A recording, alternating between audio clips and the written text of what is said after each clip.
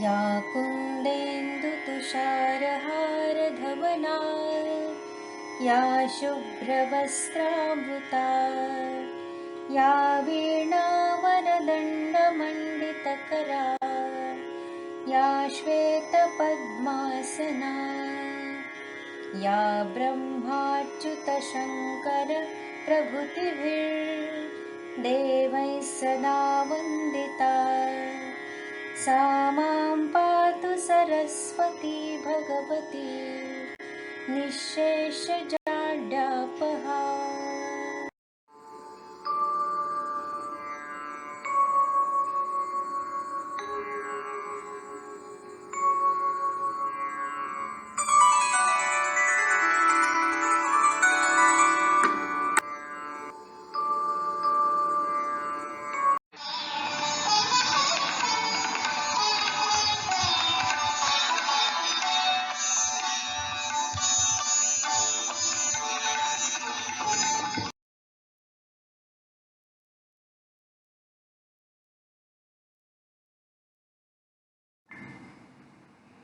श्री राम जय जय राम, जय जय रघुवीर समर्थ।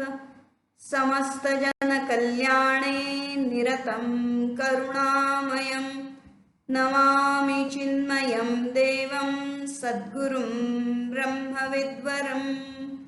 हरि ओम।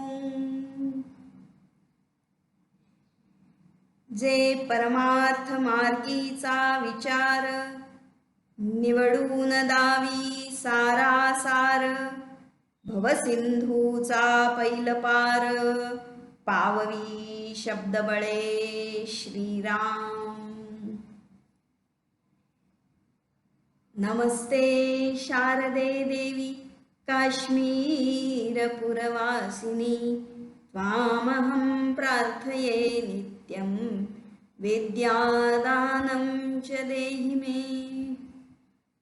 आता वंदीन वेदमाता श्री शारदा ब्रह्मसुता। सगळ्या संतांनी शारदेचं स्तवन केलेलं आहे, शारदा मातेला वंदना केली आहे आणि तिची वंदना करत असताना तिचं जे दैवी रूप आहे, आदि दैविक रूप आहे, विद्यादेवी, असं काही एक स्त्री असं नाही आहे, तर तिची ती दैवी शक्ती, विद्यारूप, ज्ञानरूप, जाणीव रूप, असं जे एक शब्दांच्या रूपातून वेद, वेदांच्या मध्ये वेद, वेदांग, वेदांत या रूपातून तिला पाहिलेलं आहे आणि तिची वंदना सुरू आहे। आणि एक एक करून या सरस्वती मातेचा वेगळ्या वेगळ्या पैलूतून तिचं रूप आपल्याला समर्थ दाखवतायत। आणि हे आपण काय बघत होतो की परमार्थ मार्गीचा विचार, जी या विचार रूपाने, पण तो विचार कोणता म्हणले, परमार्थ मार्गीचा विचार। आपण पाहिलं होतं की आपण कर्म करत असतो, कर्मामध्ये अडकतो, कर्म हे आपल्याला बंधनात टाकतं, पण त्याचं जर बंधनातून आपल्याला बाहेर पडायचं आहे तर त्याला एकच उपाय आहे आणि ते म्हणजे ज्ञान। आणि हे ज्ञान हे विचारांच्या रूपाने आहे आणि ते विचार जे आहेत ते पाववी शब्दबळे, विचार जे आहेत त्या विचारांना व्यक्त कसं करता येतं तर शब्दांच्या माध्यमातून, भाषेच्या माध्यमातूनच हे विचार आपल्याला व्यक्त होतात। आणि त्या शब्दांच्या बाणाने हे अज्ञानाचा जो राक्षस आहे, मोहाचा राक्षस जो आहे तो मरून जातो आणि बंधन आमचं सुटत असतं। मग हा परमार्थ मार्गीचा विचार काय आहे बरं, हे ज्ञान काय आहे तर जे अनाकलनीय आहे, जे निर्गुण निराकार अव्यक्त असं जे आहे, त्या अव्यक्ताला कसं जाणायचं तर त्याच्यासाठी एकच प्रमाण आहे की शब्द प्रमाण।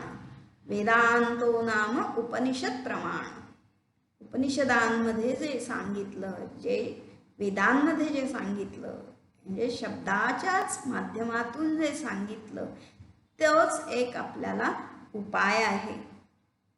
आणि त्यांनी काय होतं मग शब्दाने काय कसं काय समजेल, तर म्हणले त्या शब्दाने आम्हाला विचार करायचा आहे. पण तो विचार कसा करायचा, निवडून दावी सारासार. की आता कोणतंही ज्ञान असेल तरी सुद्धा तिथे आपल्याला हा विचारच मुळी येत असतो. जोपर्यंत आम्ही अज्ञानी आहोत, लिहिता वाचता येत नाही, तोपर्यंत आम्हाला समोर मोठा काय ग्रंथ असू दे, काही असू दे ना, पण काही फायदा आहे का त्याचा? अज्ञान अंधारात आम्ही असल्यासारखंच आहोत. लहान वयामध्ये सगळी सुख तिथं आहेत, पण त्याचा उपभोग घ्यायला तेवढी अक्कलच नसते किंवा त्याला ती बुद्धीच नसते त्या उपभोगाची अशी काही.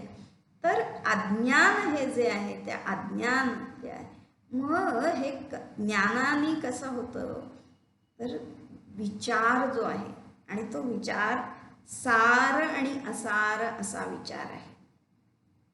तर सुरुवातीला आपण व्यावहारिक दृष्टीने बघू आणि मग सारासार जे आपण म्हणलो होतो की जे परमार्थ आहे, जे परमेश्वर आहे, परब्रह्म आहे, आणि माया जी आहे तिला जर जाणायचंय तर अन्वय व्यतिरेक विचारत्व आहे. सार असाराचं, सार जे आहे त्याचा अन्वय करायचा आणि असार जे आहे ते व्यतिरेक करायचा, त्याला सगळं सोडून द्यायचं आहे, ते त्याग जे आहे ते सगळं काढून टाकायचं आहे. आणि मग आम्ही काय होऊ, भवसिंधूचा पैल पार पाववी शब्दबळे. या सारासार विवेकाच्या द्वारे काय होतं की ती सरस्वती म्हणजेच हे ज्ञानरूपी हा सारासार विवेक शक्ती, त्यांनी आम्हाला हा भवसिंधूचा पार लागेल, आम्ही या भवसिंधूला पार करून जाऊ शकतो. आता हे परमार्थ काय बरं? हा परमार्थ स्वार्थ आम्हाला माहिती आहे ना, स्वार्थ आणि परमार्थ आम्ही नेहमीच म्हणत असतो, चला होऊन जाईल, स्वार्थही होईल परमार्थही होईल. पण खरोखर परमार्थ आपल्याला माहिती आहे का? की आता समजा कुणाला काहीतरी काय एक ब्लाऊज पीस दिला, ओटी भरली, तर आम्ही काय म्हणतो, स्वार्थही झाला परमार्थही झाला. पण मग त्या परमार्थ, तिथं परमार्थ काय आहे? तो आमचा स्वार्थच आहे ना, की काहीतरी पुण्य मिळालं, धर्म, मग आम्ही स्वर्गप्राप्ती होईल, तो आमचा स्वार्थच आहे. मग स्वार्थ आणि परमार्थ याच्यात काय फरक आहे? हा पण सारासार विचारच आहे ना, की जे असार आहे ते त्याज्य आहे. सार असार, सार आम्हाला माहिती आहे ना, घरामध्ये आपण सार बनवतो, आमसुलाचं सार, चिंचेचं सार. मग सार म्हणजे काय करतो आपण? चहा जो करतो, चहा म्हणजे काय, त्याला हिंदीमध्ये चाय म्हणतात. चयन, चयन म्हणजे काय, निवडायचंय, त्यातलं सारच घेतलं जातं, ती पानं पानं निवडून मग त्यातला ते अर्क काढला जातो, तो चाय आहे, तो चहा आहे. तसं सार पण आम्ही काय करतो, ते जे आमसूल किंवा काही चिंच आहे तो कोळ त्याचा काढतो, त्याचा त्या अर्क जो आहे तो काढतो, आणि मग चौथा जो आहे तो असार आहे, ते सगळं फेकून देतो. आमरस जेव्हा की आंब्याचा रस घेतला आणि त्याच्यात ते कोई आणि साली जे असार जे आहे ते फेकून दिलं, फक्त सार, सार जे आहे, रस जे आहे, हे अमृत आहे ते घ्यायचं, आणि जे त्याज्य आहे,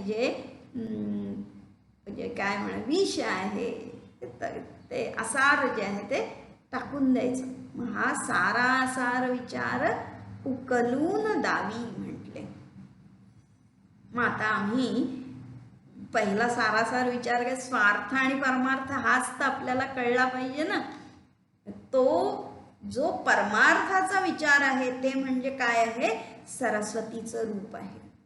जे परमार्थ आहे ते सरस्वती आहे, ती विद्या आहे, ते ज्ञान आहे, ते ज्ञानदेवी ती सरस्वती माता आहे. स्वार्थ काय आहे ना, की जिथे संकुचितता आहे. खरं म्हणजे आपल्यालाच आपला परमार्थ हाच खरा सगळ्यात मोठा स्वार्थ आहे. स्वार्थ म्हणजे काय, स्वतःचा आपण फायदा आपला आपलंच बघणार म्हणजे स्वार्थ. पण ते तरी आपण करतो का? म्हणून जे सामान्य अर्थाने आम्ही जो स्वार्थ म्हणतो तो खरा स्वार्थ नव्हेच. हे अज्ञान आहे. स्वार्थ म्हणजे आम्ही काय करतो की आपला फायदा बघतो, पण तो आपला फायदा असतो का? या शरीराला सुख मिळालं म्हणजे मग तो स्वार्थ आहे. म्हणजे शरीराला सुख देतं, शरीराचं चोचले छान पुरतात, तिथे मग आम्हाला पैसा मिळतो, आणखीन काय सगळी इंद्रिय सुख जे मिळतं, पण त्याच्यामुळे आपला उद्धार होतो का? आत्म्याला शांती मिळते का?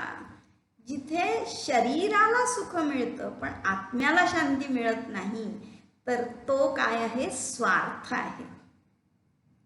कारण हे शरीर आपण नाही आहे, हे शरीर तर फक्त काय आहे? माध्यम आहे, साधन आहे, उपाधी आहे. मग फक्त गाडीला छान चौकी केली आणि आपण मात्र फाटकं राहिलं, असं झाल्यासारखं होईल ना. मग जिथे आत्मोद्धार आहे, आत्मकल्याण आहे, तो म्हणजे परमार्थ आहे. मग ह्या परमार्थामध्ये कधी कधी शरीराला क्लेश जरी झाले, शरीराला दुःख झालं, शरीराला त्याग करावा लागला, प्राण द्यावा लागला, तरी सुद्धा ते ते त्याचं मान केला पाहिजे की तिथे परमार्थ आपल्याला प्राप्त होणार आहे, आत्मा पूर्णता आपल्याला मिळणार आहे, आत्मकल्याण आपलं होणार आहे. तर मग तो जो परमार्थ आहे त्याच्यासाठी मग शरीर त्याग करावा लागला तरी सुद्धा काही हरकत नाही. पण जे शरीराला सुख देणार आहे आणि आत्म्याला क्लेश देणार आहे ते मात्र काय आहे? ते त्याज्य आहे. हा सारासार विचार आहे. आपण तेच आजकाल बघतो की संकुचित वृत्ती जी झालेली आहे. मग जर आपल्याला सुख कशामुळे मिळेल बरं? तर जे चांगलं आहे, सच्छीलता आहे, सद्गुण आहेत, यामुळेच खरं आपलं कल्याण होतं. मग जेव्हा आपण आपल्याबरोबरच आपल्या आजूबाजूचे म्हणजे आपले सगळे जे घर आहे, कुटुंब आहे, तर कुटुंबातली आपली इतर मंडळी जी आहेत, आपले सगळे नातलग आहेत, त्यांना पण सुख मिळालं पाहिजे, त्यांना पण शांती मिळाली पाहिजे, त्यांच्या पण इच्छा आकांक्षांचा आपण मान केला पाहिजे. आणि मग समाज आहे, आपले शेजार पाजार, काय अपार्टमेंट, आणि अशा प्रकारे तर की पूर्वीच्या काळी या पद्धतीने जीवन जे चालायचं, म्हणजे देशाचा राजा सुद्धा असायचा, त्याच्यामध्ये नीती, गुण, शील आणि मग राज्यपद्धती पण अशीच असायची की संपूर्ण देशाला सीमेवर तटबंदी असायची की सगळ्या जगाचं म्हणजे रक्षण झालं पाहिजे, म्हणजे सगळ्यांचं रक्षण होईल असं जे आहे, म्हणजे संपूर्ण युगनिर्माण आपल्याला करायचं आहे. तर युगनिर्माण करायचं असेल तर परस्पर प्रेम, सहयोग, नीती, न्याय आणि दुसऱ्याचा जो विचार आहे त्याच्याकरता मग आपल्या कष्ट करून, प्रसंगी काय त्रास दुःख सहन करून सुद्धा हे सगळं त्यागातून आपण जे राहणं, ते सगळं काय आहे? हा सारासार विचार आहे, व्यापक विचार आहे.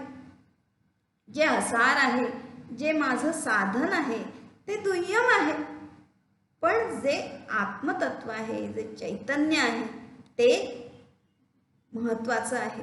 दुसऱ्याचा जीव जसा आपण आपला जीव पाहतो तसा दुसऱ्याचा पण जीव आहे, त्याला पण दुःख, वेदना, संवेदना आहेत. ही जाणीव जी आहे त्या जाणीवेचा विचार, ते सार, आणि जे भौतिक आहे फक्त केवळ काय वस्तू आहे ते असार आहे, ते टाकलं, त्याला काही नाही केलं तरी काही बिघडत नाही.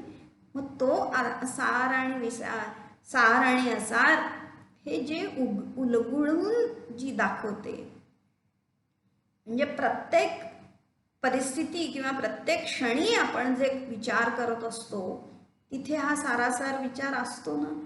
स्वार्थाने बरबटलेली जर बुद्धी असेल तर मग आम्ही आमचं छोटं संकुचित जीवन करतो, दुसऱ्याच्या जीवाचा विचार नाही की त्याला पण जीवन आहे, मरेल का जगेल हे पण आपण विचार करत नाही.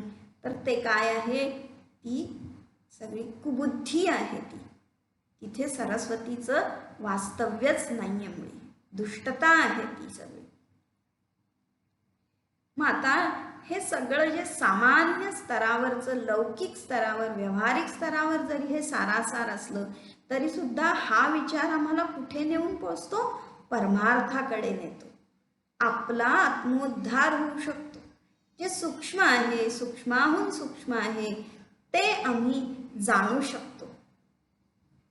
हे सगळं सारासार विचार जो आहे, जेव्हा परमार्थाचा विचार जो आहे, जेव्हा आता राम लक्ष्मण वनवासामध्ये निघाले आणि वनामध्ये व्रत घेतलेलं होतं की वनामध्ये राहायचं, कुठल्याही गावामध्ये प्रवेश नाही केला.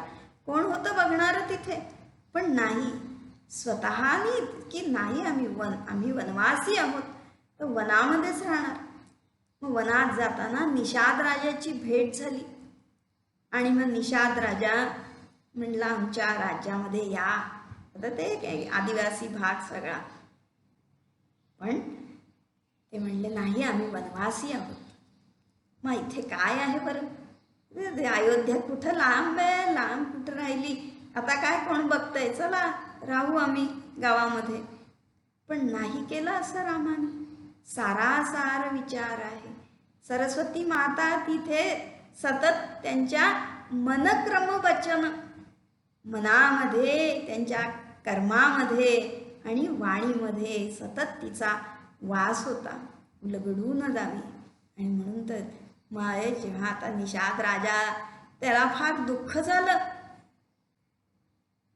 त्यांनी म्हणले, हाय राम इतका असा साक्षात ते परब्रह्म आहे, का बरं असं त्यांना? तेव्हा ते सांगत असताना तो परमार्थ काय आहे हे लक्ष्मणाने रामायणामध्ये सांगितलेलं आहे ना. ही सरस्वती कशामध्ये आहे? शब्दबळे, संतांची वाणी, ग्रंथ, या ग्रंथामधूनच सरस्वती हे हा सारासार विचार उलगडून दाखवते. मग या कथाप्रसंगामध्ये लक्ष्मणाच्या रूपाने आणि त्या निषादाच्या निमित्ताने परमार्थ काय आहे हे सुंदरपणे आमच्या तुलसीदासांनी वर्णन केलंय. कारण त्यांच्या पण जिभेवर ती सरस्वती माताच आहे. इतका छान तो प्रसंग. आणि ते काय म्हणतात की म्हणले, सखा परमार्थ एहू, मन कम बचन राम पद नेहू. हे सखा आहे निषादा, नाही त्याला मित्र म्हणलं. कोण कुठला होता, पण सखा म्हटलेला आहे. तो सारासार विचार आहे. सगळ्यामधलं चैतन्य एकच आहे. मग काय बरं परमार्थ काय सांगितलेला आहे? स्वार्थ कुठला? आम्ही म्हणलं की शरीराचे भोग म्हणजे स्वार्थ आहे केवळ. मग परमार्थ काय आहे? तर मन क्रम वचन राम पद नेहू. जे विचार आम्हाला आमचं मन, वचन आणि कर्म जे आहे त्या रामपदाकडे जे नेतं, रामपद आम्हाला दाखवतं, तोच खरा परमार्थ आहे. मग आमच्या मनामध्ये येईल रामपद म्हणजे काय, तर राम म्हणजे परमार्थ काय? तर मग रामाचं पद का बरं महत्वाचं? कारण राम ब्रह्म परम स्वरूपा, अभिगनत अलख अनादि अनुपा. कारण ते राम हेच मुळी परब्रह्म आहे, तोच परमार्थ आहे. मग त्याच्या पदी, त्याच्या चरणी जे आम्हाला कर्म नेतं, जी वाणी नेते, तो परमार्थ आहे म्हटले. तोच आपला खरा स्वार्थ आहे. मग जसं आता पूर्वीच्या या ओवीमध्ये काय म्हटलं, जे अव्यक्त पुरुषाची व्यक्ती विस्तारे वाढविली इच्छाशक्ती. सारासार आपण विचार करतो आहोत ना की परमार्थ कोणता आहे? तर जे आम्हाला या परमार्थ जो राम आहे, जो अव्यक्त पुरुष आहे, त्याच्याकडे नेणारी काया वाचा मन ह्याच्याद्वारे त्याच्याकडे नेणारे जे शब्द, त्याच्याकडे नेणारं कर्म आणि त्याच्यामध्ये नेणारं ज्ञान, ते आहे ते म्हणजे सरस्वतीचं रूप आहे. आता ते जे ते राम जे आहे ते अव्यक्त आहे. ते अव्यक्त कशावरून बरं हे आहे बरं, परमार्थ आहे, तर तेच खरं स्वरूप आहे. रामाचं स्वरूप म्हणजे कसं सांगितलंय की एक अनिह अरूप अनामा अज सच्चिदानंद परधामा व्यापक विश्वरूप भगवान तेही धरे देह चरित कृत नाना. आता व्यक्त अव्यक्त, सार असार आम्हाला काढायचं आहे ना. म्हणजे अव्यक्त आहे जो परमार्थ परमात्मा आहे, तोच एक सार आहे. आणि हे सगळं निर्माण झालेलं जे आहे ते सगळं त्याची व्यक्ती जी झाली, हे अभिव्यक्ती, हे सगळं व्यक्त झालेले अनेकत्वाचं जगत काय आहे, असार आहे हे सगळं. मग ते कशामुळे झालं म्हणले, ती इच्छाशक्ती, त्या इच्छाशक्तीमुळे, ती माया आहे ती सगळी, त्यांनी हे सगळं अनेक झालेलं आहे. पण सारासार विचार जेव्हा आम्ही करतो, सार काय आणि असार काय, तर ते परब्रह्म किती आहे, एक. त्याला इच्छा झाली म्हणले, पण ते परब्रह्म कसं आहे, अनिह. त्याला काही इच्छा वगैरे नाहीये त्या ठिकाणी. ते आत्मकाम असं आहे, अकाम आहे. खरं आत्मकाम काय म्हणायचं, अकाम आहे.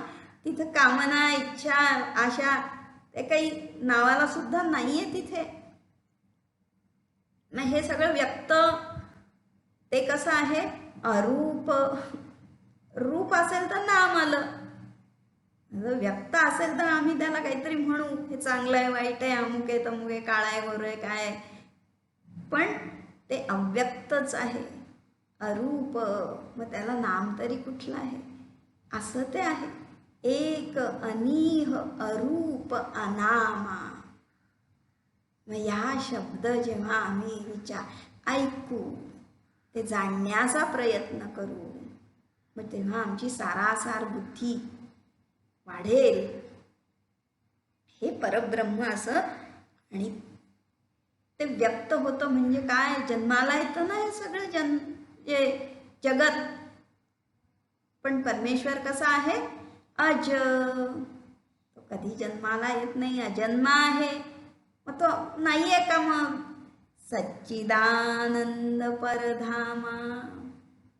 अरे ते नाही असं नाही आहे, ते सत् स्वरूप आहे, चित स्वरूप आहे, ज्ञान स्वरूप आहे, परम आहे, सगळ्याच्या अतीत पलीकडचं असं जे आहे, असं ते. पण मग तेच व्यक्त झालं, तेही धरी देह चरित कृत नाना. ते जे निर्गुण, अनिह, अरूप, एक, तेच काय झालं, त्यांनीच इच्छा केली आणि विस्तारे वाढली इच्छाशक्ती. तेच सगुण देह धारण करून राम बनून आले ना. रामायण काही आमच्या संसारापेक्षा त्यांचा संसार किती कष्टदायक आहे बरं. किती चरित नाना केली त्यांनी, कशा लीला केल्या, सगळं व्यक्त आहे ना. मग हे सगळं सारासार उलगडून दाखवलं आम्हाला परब्रह्म, की हे सगळं दिसणारं जे आहे तेच ते आहे, असं की उलगडून दाखवते. पण मग आम्हाला काय उपयोग, ते राम परब्रह्म आहे आणि रामच व्यक्त ब्रह्म हे लीला करायला तो आला. पण त्याच्यामुळे आमचं काय सारासार बुद्धी वाढणार आहे, तर भवसिंधूचा पैल पार पावळी शब्दबळे. या शब्दबळाने, या शब्दांनी काय होणार आहे, आम्ही हा भवसिंधू पार करणार आहोत. तर काय आहे हा भवसिंधू आणि तो पार करायचा म्हणजे काय, तर ते सुद्धा आपल्याला शब्दबळानेच समजून घ्यायचं आहे. सारासार अन्वय व्यतिरेक करून समजून घ्यायचं आहे. ते आपण उद्या पाहूया. जय जय रघुवीर समर्थ.